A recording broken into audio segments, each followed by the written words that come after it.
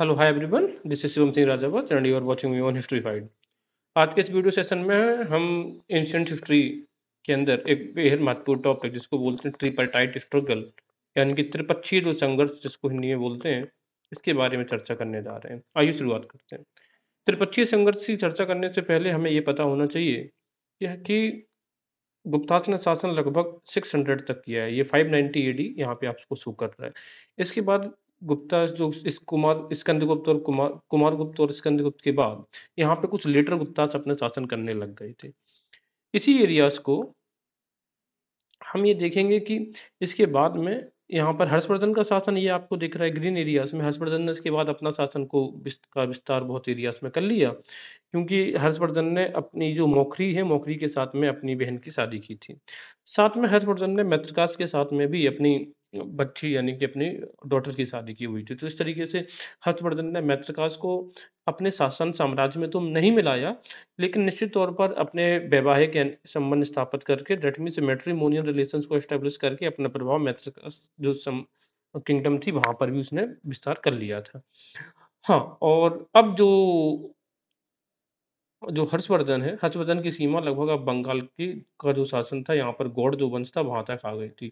और हमें ये भी पता है कि बंगाल का जो गौड़ था, शासक शशांक और हर्षवर्धन के साथ बीच में एक झगड़े चल रहे थे, लड़ाई। और क्योंकि इस गौड़ ने इसके भाई राजवर्धन की हत्या कर दी थी और बाद में हर्षवर्धन ने गौड़ को नष्ट नाबूद कर दिया। तो हुआ ये है कि जब हर्षवर्धन ने गौड़ को इस बंगाल के रीजन में खत्म कर दिया, तो अभी बताओ गौड़ की जगह बंगाल पर कौन लेगा? तो यहाँ पर एक नए शासक आते हैं जिनको हम बोलते हैं पाल। तो बंगाल के रीजन में हम ये कह सकते हैं कि गौड़ की समाप्ति के बाद वो सीट किसने भरी? पाल ने। राइट। ठीक उसी तरीके से ये जो मैत्रकास का एरिया है, जब ये मैत्रकास गद्दी से जाएंगे, यहाँ पर हर्षवर्धन का भी कार्यकाल 647 सीडी में समाप्त हो जाता है, एडी में। तो मैत्रकास की जगह जो लेंगे वो लेंगे गुर्जर प्रतिहार इस एरियाज में। इसी तरीके से हम दक्षिण भारत की अगर हम बात करें तो यहाँ पर चालुक्य और पल्लव की बात हमने करी थी। जब चालुक्य का शासन खत्म होगा, जो कि बादामी के चालुक्य जाने जाते हैं, नरसिंह वर्मन, महेंद्र वर्मन, इस प्रकार के शासकों के बारे में आपने पढ़ा ही होगा। तो चालुक्य जब खत्म होता है तो चालुक्य का जो अंतिम शासक था उसका नाम था सॉरी चालुक्य का शासन खत्म करके यहाँ पे जो राष्ट्रकूट है जिसका नाम था दंतीदुर्ग, उसने अपना एस्टेब्लिशमेंट किया। तो ओवरऑल चीज हमें क्या समझ में आई? चालीस की जगह पर आए हैं शासन करने राष्ट्रकूट, मृतकास की जगह पर आ गए हैं गुर्जर प्रतिहार, और गौड़ की जगह पर आ गए हैं पाल। 1 2 3। ठीक है, यानी कि ये पश्चिम में, ये पूर्व में और ये दक्षिण में तीन शक्तियां। लेकिन इंपॉर्टेंट चीज ये है कि जो कोर एरिया हमें ये दिख रहा है कन्नौज वाला, ये कोर एरिया किसने फिल किया? क्या आंसर है कि यहाँ पर वैक्यूम क्रिएट हुआ? हाँ, यहाँ पर वैक्यूम क्रिएट हुआ, यानी कि खाली रह गई गद्दी। लेकिन इसका मतलब ये नहीं है कि यहाँ पर कोई शासक ही नहीं था। बिल्कुल यहाँ पर शासक था। अब ये यहाँ पे शासन किसने किया? तो इसका आंसर आगे हम देख रहे हैं। बट एक चीज निश्चित सी बात है कि यहाँ पर जिन लोगों ने भी शासन किया वो निश्चित तौर पर वीक रूलर प्रूफ हुए हैं, अगर हम कंपेयर करें गुप्ता से या फिर हर्षवर्धन की तरफ से। तो देखते हैं कि गुप्त के बाद क्या कंडीशन बनी है। हर्षवर्धन की मृत्यु, यानी कि अब ये देख रहे हैं कि कन्नौज के ऊपर शासन का क्रम क्या रहा और किस तरीके से कन्नौज ये त्रिपक्षीय संघर्ष के मेन फ्रंट पे आ जाता है। तो 647 सी में हर्षवर्धन की मृत्यु हो जाती है और उसके बाद कन्नौज की गद्दी पर एक अरुणस्व नाम का व्यक्ति कैप्चर करता है उस थ्रोन को, गद्दी पर आसीन होता है, जिसने कि वांग सियानसी के ऊपर भी आक्रमण किया था। अब ये वांग सियानसी है कौन? तो वांग सियानसी ये एम्बेसडर था किसका? ताइसुंग का, इन कोर्ट ऑफ हर्ष। हर्ष के दरबार में जो वांग सियानसी है, ताइसुंग जो चाइना का राजा था उसका एम्बेसडर बन के आया था। बाद में भाई सियांगसी जो वांग सियानसी है वो वापस चाइना चला जाता है। ठीक है। इसके बाद 730 सीई के अंदर एक यशोवर्मन, यानी कि इसको हम बोल सकते हैं बर्मन वंश। तो बर्मन वंश का शासक आसीन होता है कहाँ पर? कन्नौज की गद्दी पर। अब यशोवर्मन ने कुछ दिनों तक तो इस कन्नौज के रीजन में कुछ कह सकते हैं आप स्टेबिलिटी को जन्म दिया। लाइक कुछ दिनों तक यहाँ पर स्थायित्व रहा, ज्यादा संघर्ष नहीं हुआ।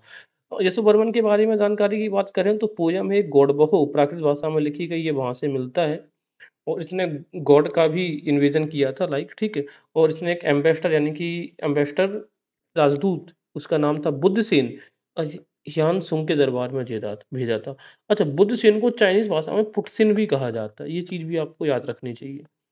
आगे है, तो यशोवर्मन जब तक गद्दी पर आसीन रहा है, जब तक तो कुछ दिनों तक शांति स्थापित रही है इस कन्नौज रीजन में। लेकिन जैसे यशोवर्मन की डेथ हो जाती है तो तीन कमजोर शासक इस गद्दी पर आएंगे। कौन? विजययुद्ध। विजययुद्ध की डेथ के बाद अब रह जाते हैं इंद्रयुद्ध और कौन? चक्रायुद्ध। तो इंद्रयुद्ध और चक्रायुद्ध के बीच में आपस में झगड़ा हो गया है कन्नौज की गद्दी को लेकर। इसी झगड़े का फायदा उठा रहे हैं कौन? गुर्जर प्रतिहार इस एरियाज में और पाल इस एरियाज में। तो हुआ ये है कि जो पाल वंश के शासक थे, पाल वंश के शासकों ने सहायता दी है चक्रयुद्ध को, चक्रयुद्ध का फेवर किया, और गुर्जर प्रतिहार ने फेवर किया है इंद्रयुद्ध को। तो एक तरीके से इंद्रयुद्ध और चक्रयुद्ध एक तरीके से गुर्जर प्रतिहार और पाल्स के बीच का जो प्रॉक्सी वॉर है ये लड़ रहे थे, राइट। तो अब हम देखेंगे कि किस तरीके से इन्होंने आगे बढ़ा। इससे जाते जाते पहले हम एक चीज ये भी देखें कि क्या त्रिपक्षीय संघर्ष, हमें ये तो समझ में आ गया कि गुर्जर प्रतिहार और पाल ये दो अलग अलग, एक चक्र ये सपोर्ट कर रहे हैं चक्रयुद्ध का पाल वंश के लोग, और ये सपोर्ट कर रहे हैं इंद्रयुद्ध का। But the important question is that कि आखिर जो राष्ट्रकूट हैं ये किस तरीके से कन्नौज की बैटल में एंगेज हो जाते हैं। तो हमें उसके लिए ये देखना पड़ेगा, थोड़ा सा हिस्ट्री, इनकी पिछली हिस्ट्री देखनी पड़ेगी। और पिछली हिस्ट्री ये है, आपको ये पता है कि हर्षवर्धन एक 634 एडी में, जब हर्षवर्धन दक्षिण की तरफ, जैसे हर्षवर्धन ने क्या किया, इस पश्चिम एरिया में मैत्रिकास के साथ में वैवाहिक संबंध कर लिए थे, तो ये एरिया तो लगभग हर्षवर्धन के प्रभाव में आ ही गया था। लेकिन अब हर्षवर्धन क्या है कि ये एरिया यहाँ दक्षिण में एंगेज करना चाह रहा था, दक्षिण की ओर इंक्रीज करना चाह रहा था। ये और ये जो मैत्रक्स भी थे, तो हम ये कह सकते हैं या तो हर्षवर्धन मान ले या फिर इनको मैत्रक्स मान ले, इनकी सीमा जब ये इसने दक्षिण की तरफ इंक्रीज करने की कोशिश करी, तो चालुक्य जो था, पुलकेशन सेकंड जो था, इसने उज्जैन पर एक युद्ध किया, उज्जैन नर्मदा नदी के तट पर 634 एडी में, और हर्षवर्धन को हरा दिया था। तो आखिर मेन चीज हमें ये दिमाग में रखनी है कि यहाँ पर battle of contention, bone of contention है, वो है ये वाला बॉर्डर एरिया। ये एरिया जो है उज्जैन, ये मालवा का रीजन है और ये गुजरात की लिमिट्स है। यानी गुजरात मालवा की लिमिट कभी नीचे की तरफ पुश होती थी तो कभी ऊपर की तरफ पुश होती थी। तो उत्तर भारत की जो भी शक्तियां थी इस एरिया में, जो भी लोग शासन करते थे, उनके क्लैशेस होते रहते थे इस एरिया, यानी कि दक्षिण की तरफ शासन करने वाले वंश से या राजाओं से। तो यही जो परंपरा है ये इस काल में भी अप्लाई होती है। मैथ की जगह पर ली थी किसने? गुर्जर प्रतिहारों ने उनकी जगह ली थी, और चालुक्य की जगह ली थी राष्ट्रकूट ने। तो कहने का मतलब ये है कि गुर्जर प्रतिहार और राष्ट्रकूट के मध्य में ये वाला जो एरिया है, मालवा और गुजरात की जो लिमिट है, इसको लेकर, इस एरिया को लेकर झगड़ा चल रहा था। और यही कारण है कि राष्ट्रकूट भी इसी ट्रिपल जो वॉर्स हुए हैं तीन शक्तियों के मध्य में, अब ड्रॉ हो कर लिए जाएंगे, यानी कि अपने आप को यहाँ पर झोंक देंगे। आगे बढ़ते हैं। कन्नौज का इंपॉर्टेंस के बारे में अगर हम कहें तो पहला क्वेश्चन तो यही कह सकते हैं कि कन्नौज एक तो एलिवेटेड एरियाज पर बना है, तो सिक्योरिटी के पर्पज से ये एक अच्छी राजधानी थी। इसके अलावा ये सेंट्रल लोकेशन है, यहाँ पे आप दोनों तरफ से, दोनों विंग्स पे आप अपना एक्सपांशन कर सकते थे, जो भी शासक अगर कन्नौज की गद्दी पर काबिज हो रहा है। इसके अलावा अगर आप कन्नौज की थोड़ी सी लोकेशन देखो, ये देख लो, ये गंगा है ना, गंगा के राइट हैंड साइड पे बना है, और गंगा का ये जो पूरा ट्रेड रूट कहाँ पे जा रहा है, ईस्ट की तरफ जा रहा है कि नहीं जा रहा है। तो यहाँ पर अब जो भी लोग शासन कर रहे हैं इनके ट्रेड को कंट्रोल किया जा सकता था। इवन ट्रांसपोर्टेशन के लिए भी बहुत इंपॉर्टेंट लोकेशन आपको कन्नौज देखने को मिलती है। साथ में कन्नौज का इम्पोर्टेंस आर्ट एंड कल्चर के रूप में भी हो गया था, और एजुकेशन का भी एक लर्निंग सेंटर बन गया था। इसके अलावा यहाँ पर आप देखो, हर्षवर्धन के टाइम पे हमने क्या देखा है कि जो हेनसांग इसने हर्षवर्धन के दरबार में आया था, राइट। और आपको तो जब ये फॉरेनर्स यहाँ पर, या जो फॉरेन ट्रेवलर्स ने जब कन्नौज को विजिट किया, तो ये कन्नौज की ख्याति बहुत ज्यादा हो गई थी। अब जैसे मैंने कहा था आर्ट एंड कल्चर की बात, तो आप ये कैसे प्रूव करोगे कि आर्ट एंड कल्चर की बात थी? तो आप ये बताओ, कन्नौज में जो हर्षवर्धन था, हर्षवर्धन एक धार्मिक सम्मेलन लगाता था, ठीक है ना, धार्मिक सम्मेलन का आयोजन किया जाता था, जहाँ पर हिंद सांग को भी महायान देव जैसी उपाधियों से सम्मानित किया गया था। तो ओवरऑल हम ये कह सकते हैं कि कन्नौज सिक्योरिटी के पर्पज से, इकोनॉमी के पर्पज से, और art, culture and centre of learning, और इसके अलावा हम कह सकते हैं इसका स्ट्रेटेजिक लोकेशन है, क्योंकि यहाँ से आप दोनों विंग्स को ये कंट्रोल कर रहे हैं। तो ये कन्नौज का इंपॉर्टेंस है। अब आगे बढ़ते हैं कि इस युद्ध में कितने फेसेस थे, किस तरीके की शक्तियां थी, इन सब चीजों के बारे में। तो आगे बढ़ने से पहले हमें जो तीन राष्ट्र हैं जो इसमें एंगेज थे तो सबसे पहले हैं राष्ट्रकूट, फिर है गुर्जर प्रतिहार, तीसरे हैं पाल। इनके शासकों के बारे में पहले मैं थोड़ा ज़्यादा जानकारी कर लेते हैं, तो इनका आपको क्रम याद रखना चाहिए अगर आप अपने लेवल की कैसी भी तैयारी कर रहे हैं। तो दंतीदुर्ग कृष्ण ध्रुव, गोविंद थर्ड आया है, गोविंद थर्ड के बाद आया है अमोघवर्ष, राइट। अमोघवर्ष के बारे में एक चीज ये जान लो, अमोघवर्ष ये माइनर शासक था और स्पिरिचुअलिज्म पे ज्यादा इसका फोकस था अपेक्षाकृत एक्सपांसन या फिर लड़ाई झगड़े, Wars and battles. Krishna second है, इंद्र थर्ड है, कृष्ण थर्ड है, फिर कर्क सेकंड आया और कर्क सेकंड की हत्या कर दी है तेलप सेकंड ने। इस तरीके से चालुक्य और कल्याणी की नींव डालता है कौन, तेलप सेकंड, राइट। तो अब इसको याद करने के लिए तो आप ऐसे तो याद नहीं कर पाएंगे बिकॉज इट इज हिस्ट्री, सबके नाम और क्रम से याद रखना आसान नहीं है, तो मैंने एक निमोनिक्स को बनाया, देखते हैं अगर आपके लिए कुछ हेल्प हो जाए इसमें। राष्ट्र के लिए डेंजरस कृष्णा और ध्रुव गो इन वर्षा, वर्षा हो रही है मतलब वर्षा में जा रहे हैं, टू हिट किक, के आई के, ठीक है। तो देखते हैं राष्ट्र जैसे ही आएगा तो हमें राष्ट्रकूट का पता हो जाएगा, के लिए ये छोड़ दो, डेंजरस मतलब दंतीदुर्ग, कृष्णा, ध्रुव, ये सब फर्स्ट फर्स्ट, राइट। गो मीन्स गोविंद थर्ड है, गोविंद थर्ड, वर्षा अमोघ वर्ष, टू हिट किक, के आई के अब देखो कृष्णा फर्स्ट तो हो ही गया है, तो ये कृष्णा सेकंड है और ये वाला कृष्णा थर्ड होगा। और आई से होगा इंद्र थर्ड, क्योंकि इसी का रेफरेंस है। हालांकि बीच में ये और भी शासक रहे थे, लेकिन ऐतिहासिक दृष्टि से जिन किताबों में जो भी महत्वपूर्ण सूची दी गई है हम तो सिर्फ उन्हीं की बात कर रहे हैं। तो राष्ट्र के लिए डेंजरस कृष्णा और ध्रुव गो इन वर्षा टू हिट किक, ये आप 4-5 बार रिकॉल करो या फिर अपने दीवार वॉल के सामने स्टिकी कर लो इसको। गुर्जर प्रतिहारों की भी बात करेंगे तो गुर्जर ने इसी तरीके से एक निमोनिक्स गुर्जर प्रतिहारों के लिए ही बनाई है, थोड़ा लॉन्ग है। अब गुर्जर ने नव नारा के साथ भोज पर इंद्र को माही के कहने पर राज्य का त्रिलोचन यश प्राप्त करने के लिए बुलाया, आप ये कर सकते हो। तो गुर्जर हो जाएगा, तो गुर्जर मतलब गुर्जर प्रतिहार ने नव नारा, नव देखो नागभट्ट, नव वत्सराज, नागभट्ट, रामभद्र, ठीक है।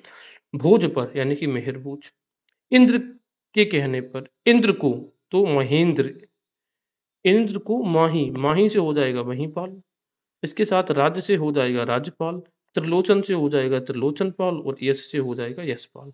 तो ये तरीका हमने हो जाए, तो एक बार इसको रिवाइज करते हैं। गुर्जर ने नवनारा के साथ भोज पर इंद्र को माही के कहने पर राज्य का त्रिलोचन यश प्राप्त करने के लिए बुलाया।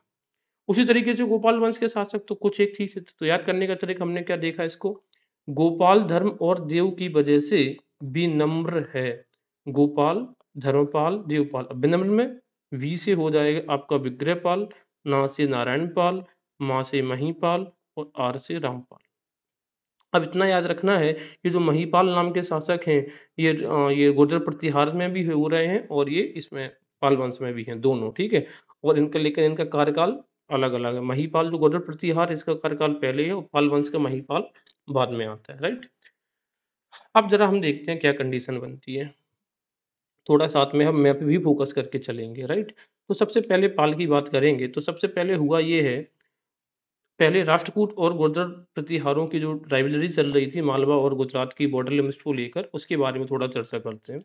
दंतीदुर्ग ने एक बार पहले ही नागभट्ट को हरा दिया था और इसको हराया कहाँ पे थे, राइवलरी चल रही थी इनकी गुजरात मालवा के रीजन में हराया था। और इस बात की जानकारी हमें 10 अवतार टेम्पल है, ये देखो 10 अवतार टेम्पल है, एलोरा इंस्क्रिप्शन से और संजन इंस्क्रिप्शन से हमें इस चीज की जानकारी मिलती है।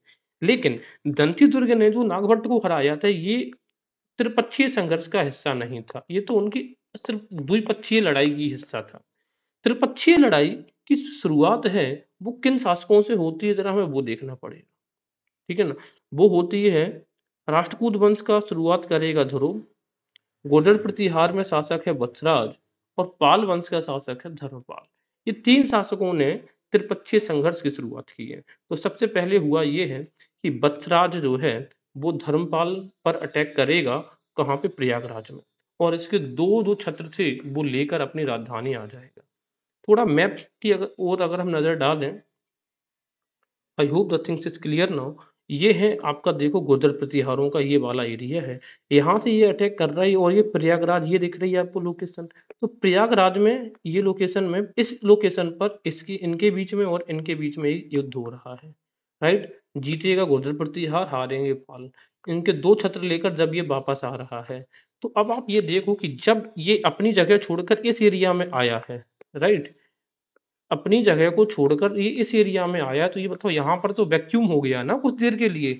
इसी चीज का फायदा राष्ट्रकूट जो शासक है ध्रुव फर्स्ट ये उठाएगा, और ये इनको, क्योंकि अब देखो ध्रुव ने क्या सोचा कि भाई ये व्यक्ति जब यहाँ पर लड़ने जा रहा है, ठीक है, तो यहाँ पर लड़ाई करके भले जीत के आया, लेकिन इनकी सेनाएं थकी हैं, इनके पास राशन नहीं होगा, रिसोर्सेज नहीं होगा। इसी चीज का फायदा ध्रुव ने उठाया, और ध्रुव ने गंगा वैली के रीजन में जाकर ही किसके ऊपर, वत्सराज के ऊपर अटैक करता है, राइट? तो धर्मपाल तो हार के अब चला ही गया है, धर्मपाल तो अपना वापसी हो गया बंगाल में, और जब वत्सराज के ऊपर अटैक कर दिया तो वत्सराज को ध्रुव ने हरा दिया, राइट? तो ध्रुव यहाँ पर, तो फर्स्ट फेज जो थे, अब वत्सराज को ध्रुव ने हराया, और जब ध्रुव ने वत्सराज को हरा दिया, तो वत्सराज इसके यहाँ से जो 2 छत्र लेकर आया था, ध्रुव अपने यहाँ पे भी 2 छत्र लेकर आ गया, और गंगा यमुना की मूर्तियां अपने विजयी प्रतीक के रूप में उसने चिन्हित करवाया।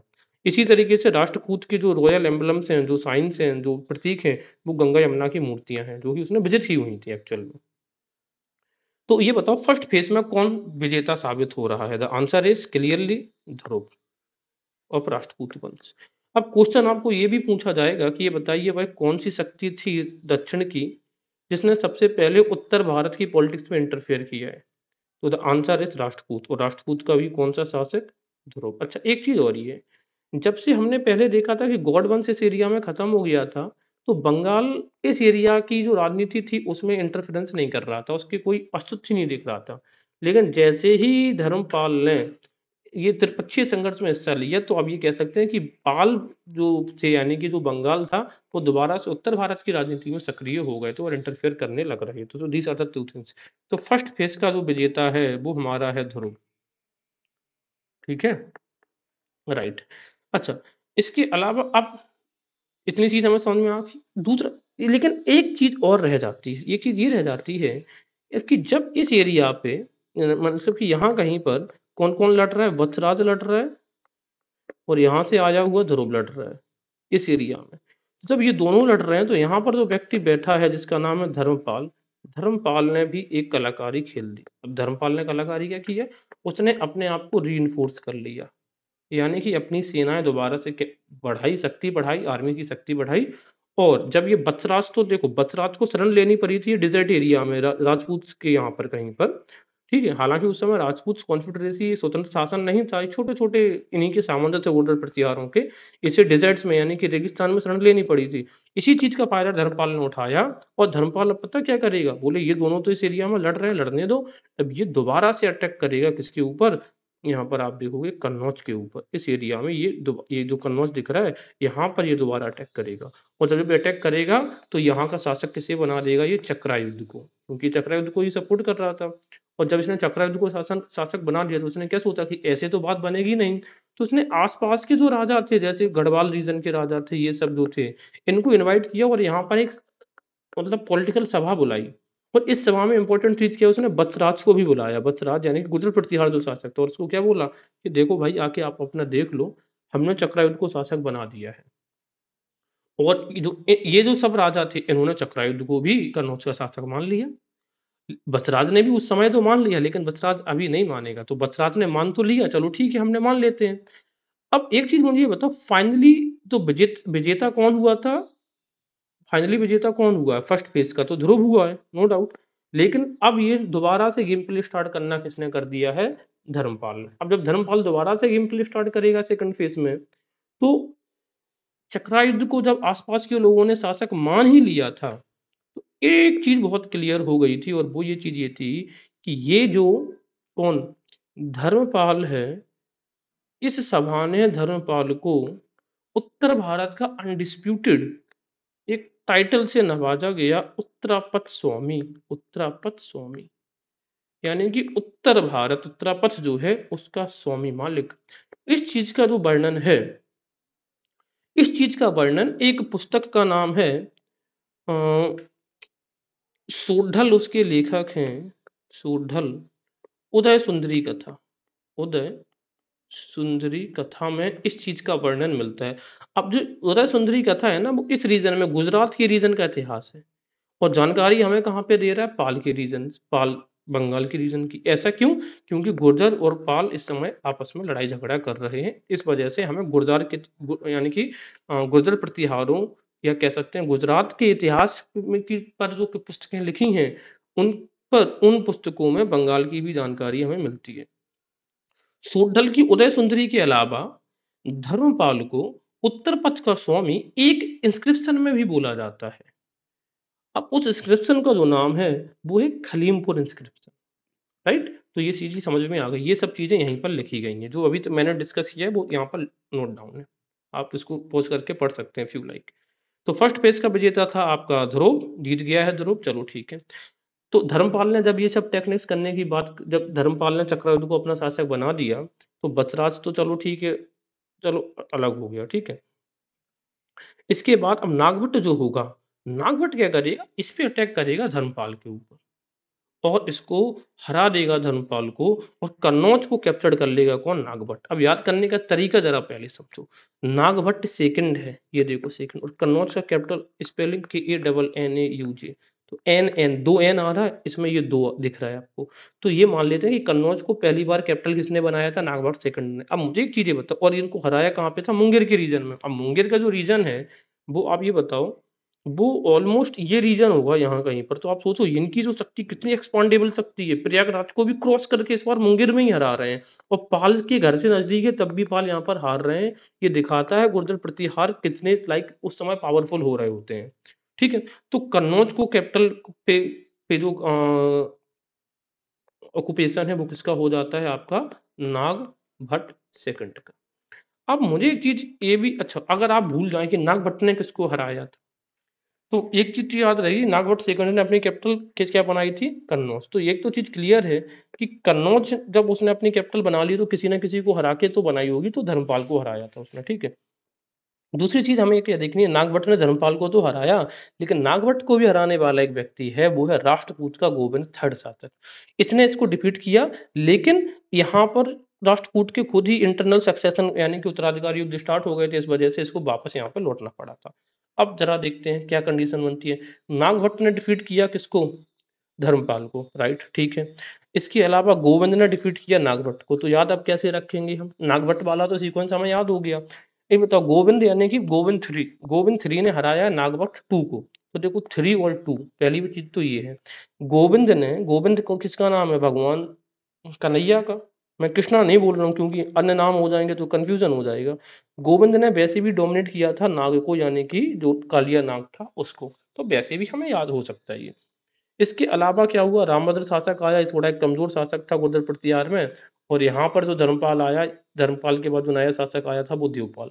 अब सबसे बड़ी बात ये थी कि धर्मपाल को तो जो भी देखो हराते आ रहा था, लेकिन जो देवपाल आया है ये पाल वंश का सबसे पावरफुल शासक था, ठीक है। तो देवपाल ने सबसे पहले रामभद्र को हरा दिया, ठीक है। इसके बाद रामभद्र के बाद अब आता है गुर्जर प्रतिहारों का सबसे पावरफुल शासक, इसका नाम है मिहिर भोज, और यहाँ पर शासन करने आता है कृष्ण सेकंड। अब जरा देखते हैं देवपाल, अब देखो देखते हैं, देवपाल ने एक बार मेहर भोज को भी हराया था, और मेहर भोज ने एक बार इनको भी हराया था देवपाल को। जरा देखना, याद करने का तरीका जरा समझो। जैसे दो मित्र हैं, एक और एक, ये क्या है कि देव भोज, भोज का मतलब है पार्टी दे दो, भोज होता है ना, तो देव भोज। अब लेकिन भोज गए कि हम नहीं दे रहे हैं, तो आपस में ये दोनों झगड़ने लग गए कि वो कह रहा देव भोज, भोज कह रहा देव, ठीक है। तो कहने का मतलब ये है, अब आपस में झगड़ रहे हैं देव भोज को लेकर, तो देव ने एक बार भोज को हराया और भोज ने एक बार देव को हराया था। एक इंपॉर्टेंट चीज ये है कि जो मेहर भोज, जब ये देवपाल ने पहले मेहर भोज को हरा दिया, तो मेहर भोज बहुत टेक्नीशियन व्यक्ति था, मतलब थोड़ा चतुर था। उसने क्या किया, उसने ऐसे नहीं हराया, फिर उसने क्या किया, जो चेदी थे, ठीक है ना, इनकी सहायता लेकर, और चेदी जो थे जो गोत्र प्रतिहारों के सामंत थे, इसकी सहायता लेकर इसको देवपाल को हराया, ठीक है। चलो, तो मेहर भोज और देवपाल का चैप्टर क्लियर हो गया। अब जब मेहर भोज ने देवपाल को हरा दिया, तो फिर मेहर भोज ने क्या सोचा, उसने क्या देखा कि देखो वत्सराज को भी अगर हम बात करें और नागभट्ट सेकंड की भी बात करें, वत्सराज और नागभट्ट दोनों ये धर्मपाल को तो हरा रहे थे, दैट मीन्स पाल के शासकों को तो हरा पा रहे थे, लेकिन ये इनसे हार रहे थे बार बार, किससे, राष्ट्रकूटों से। तो मेहर भोज ने कहा कि चलो भाई ठीक है, देवपाल से तो अपन निपट लिए, अब आती है बारी किसकी, अब देखते हैं कि राष्ट्रकूट के शासक क्या करेंगे। तो मेहर भोज ने अपनी शक्ति को अब क्योंकि अब तो इनको उसने हरा के डेसिमिनेट कर दिया, खत्म कर दिया, बोले हटिए आप, तो अब इसकी तरफ से तो उनको ध्यान खत्म हो गया होगा, मतलब उतना ज्यादा फोर्स नहीं वहां पे अप्लाई किया होगा उन्होंने। अब मेहर भोज ने अपना ध्यान केंद्रित किया कहाँ पे, कृष्ण सेकंड के ऊपर, राष्ट्रकूट के ऊपर, और नर्मदा नदी के तट पर यहाँ पर कृष्ण सेकंड को हरा देता है। तो इस तरीके से जो सेकंड फेस आ रहा है उसका क्लियर कट हमें रूलर दिख रहा है, विजेता कौन है, मेहर भोज। अब याद तरीका कैसे है, सोचो किसी व्यक्ति ने अगर कृष्ण को हराया है तो वो माहिर तो होगा ही, तो मिहिर होगा, माहिर होगा, इसी वजह से वो कृष्णा को हरा पाया। तो पहले फेस्ट का शासक जो लाइक विजेता था वो था ध्रुव फर्स्ट, और सेकंड फेज का मेहर भोज। फाइनली मेहर भोज यानी कि गुर्जर प्रतिहार वंश के शासकों ने कन्नौज की गद्दी पर अपना स्थायी, अपना जो वर्चस्व है वो अब स्थापित कर लिया था, और अब वो कन्नौज से इस पूरे एरिया पे शासन कर रहे थे। पाल एक छोटे से एरिया में अपने आप को सीमित कर चुके थे। तो इस तरीके से फाइनली विजेता कौन है, राष्ट्रकूट, ये त्रिपक्षीय संघर्ष का हमें पता है राष्ट्रकूट मेहर भोज है। तो ये पूरी कहानी थी त्रिपक्षीय संघर्ष की। त्रिपक्षीय संघर्ष के साथ साथ इन इन वंशों से रिलेटेड कुछ और भी इंपॉर्टेंट फैक्ट्स हम साथ में वो भी डिस्कस कर लेते हैं। देखो, ये नाम है मेहर भोज और ये एक नाम है, ये है। अच्छा, एक चीज और है कि मेहर भोज को एक बार अमोघ, इससे पहले मेहर भोज को अमोघ वर्ष का जो सामंत था ध्रुव, इसने भी हरा दिया था, ठीक है। और फाइनल तो मेहर भोज ने कृष्ण सेकंड को हरा के अपना बदला चुकता कर लिया। अच्छा, अमोघ वर्ष के बारे में कुछ बात करते तो अमोघ वर्ष माइनर था, स्पिरिचुअल था, इसी वजह से ध्रुव इसका सामंत था, ठीक है ना, जिसको हराया था मेहर भोज को, राइट। तो आप मेहर भोज को अमुक वर्ष ने हराया, ये कैसे याद करेंगे, तो ये याद करेंगे जैसे कोई भोज कर रहा है और भोज में वर्षा होने लगे तो भोज तो अस्त व्यस्त हो जाता है। तो वर्षा होने लगी, भोज अस्त व्यस्त हो गया, दैट मीन्स हार गया था। हाँ, मेहर भोज के टाइम पे एक अरेबिक रूलर आया था, उसका नाम था सुलेमान। तो सुलेमान को हमने याद कर लिया किससे, सलमान से। अब ये बताओ, सलमान तो भोज में जाते हैं लाइक ईद पार्टी वगैरह, तो उससे कनेक्ट करो आप, ठीक है। इसके अलावा सलमान ने एक पुस्तक लिखी थी, उसकी बुक है सिलसिलात उत तारीख। अब सिलसिलात उत तारीख में सुलेमान ने पाल को रूहमा कहा है, गुर्जर को जुज्र कहा है, जैसे गुर्जर जुज्र यानी कि प्रोनाउंसिएशन के आधार पर, और बल्हार कहा है राष्ट्रकूट को, राइट। किसने, मेहर भोज के टाइम पे जो आया था सुलेमान।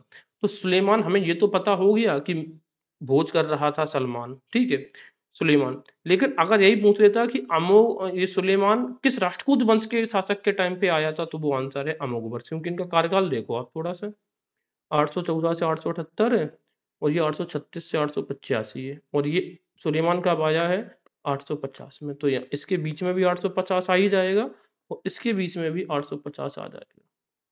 तो अब जरा देखते हैं हमें कैसे याद करेंगे। तो सलमान है, सलमान कर रहा है भोज, वो ऐसे में ही होने लग गई है क्या, वर्षा।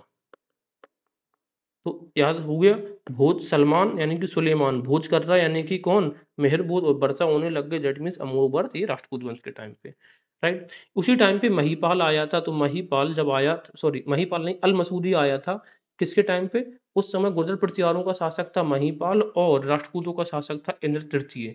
तो अल मसूदी ने इसी को, इंद्र तृतीय को कहा है कि सबसे ग्रेटेस्ट रूलर था और उस समय का सबसे पावरफुल रूलर भी था।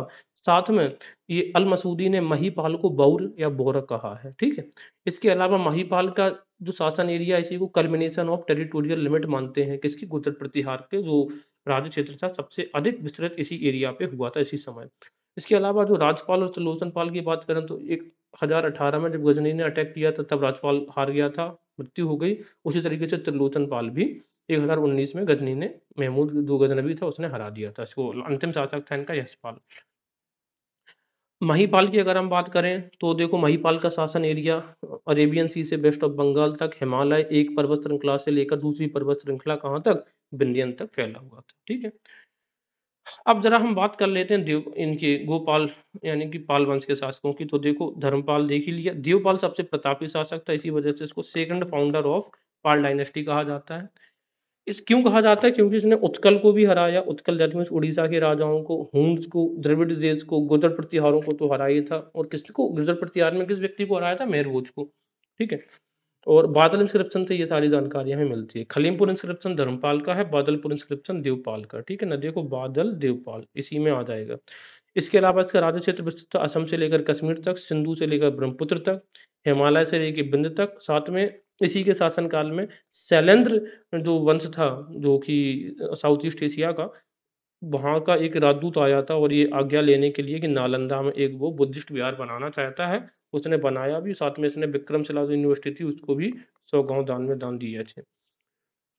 और जो महीपाल की अगर हम बात करें, जब राजेंद्र चोल ने अपना ये जो विस्तार है, जब चोल, ये जो चोल दिख रहे हैं, जब उन्होंने उत्तर में अटैक किया था, तो उस समय जो पाल वंश का शासक था वो कौन था? महीपाल। ठीक है। और ये महीपाल वही है जिसको कि बौर कहा गया है, किसके द्वारा? ये कहाँ गया? राइट। सॉरी, ये पाल वंश का, ये पाल वंश का, सॉरी, ये पाल वंश वाला वो नहीं है जिसको भोर कहा गया। भोर कहा गया है गुर्जर वंश वाले को, ठीक है ना। आगे देखते हैं जरा। तो ये चीजें हो गई हैं, दैट्स इट। बाकी चीजें हम आगे डिस्कस कर सकते हैं।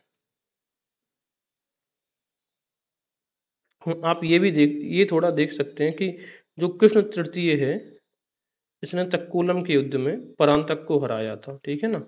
ये जो कृष्ण तृतीय है कौन से? राष्ट्रकूट वंश का। तो हमें ये पता है 939 से 965 तक इसका शासन है।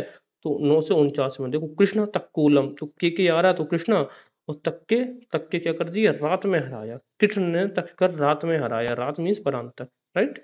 डिपीटेड एट बैटल ऑफ तक्कोलम 949। तो कृष्ण ने तक के परांतक यानी कि रात में डिफीट किया परांतक, ठीक। That's it.